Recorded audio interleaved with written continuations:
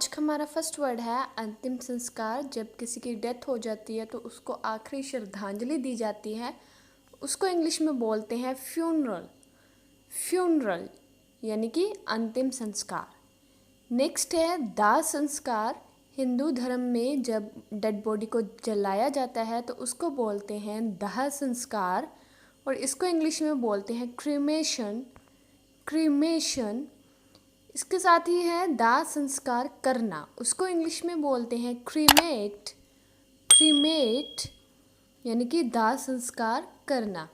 Next है शमशान। जहाँ पे डेड बॉडी को जलाया जाता है उस जगह को शमशान बोलते हैं, और शमशान को इंग्लिश में बोलते हैं क्रीमेटोरियम। क्रीमेटोरियम यानी कि शमशान। इसको एक और वर्ड से भी जाना जाता है क्रीमेशन ग्राउंड। Cremation ground.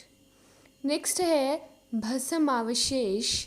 जो पीछे राख बच जाती है उसको इंग्लिश में बोलते हैं ऐश।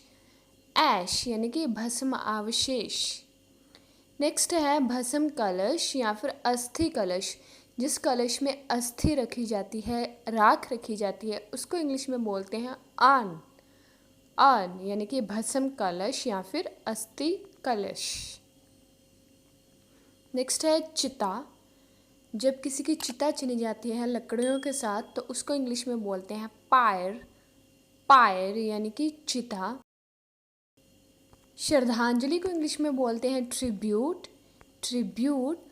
और श्रद्धांजलि देना, श्रद्धांजलि देना को इंग्लिश में बोलते हैं पे ट्रिब्यूट। पे ट्रिब्यूट। नेक्स्ट है शव वाहन। जिसमें डेड बॉडी रख के उसको लेके जाया जाता है, जिस व्हीकल में, उसको बोलते हैं शव वाहन, और इसको इंग्लिश में बोलते हैं हियरसे। हियरसे यानी कि शव वाहन। नेक्स्ट वर्ड है ताबूत। ताबूत को इंग्लिश में बोलते हैं कॉफिन।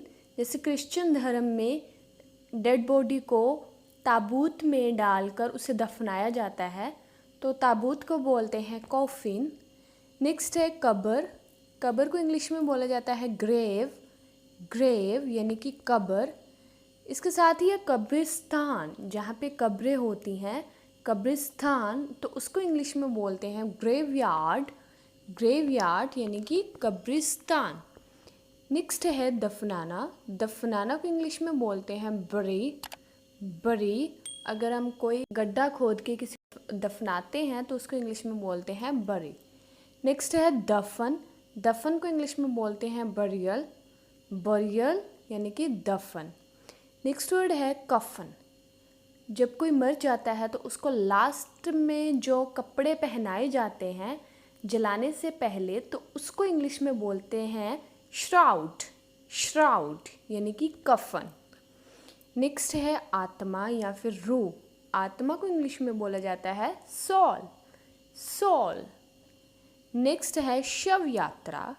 जब किसी की डेड बॉडी लेके हम उसे शमशान घाट तक लेके जाते हैं तो उसको इंग्लिश में बोलते हैं फ्यूनरल प्रोसेशन।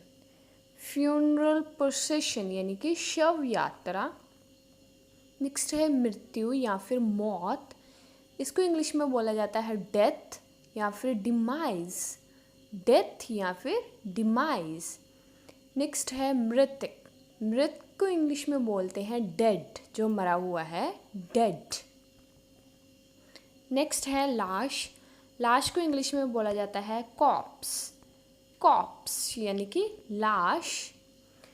नेक्स्ट वर्ड है मर जाना। मर जाना को इंग्लिश में बोलते हैं डाई। डाई।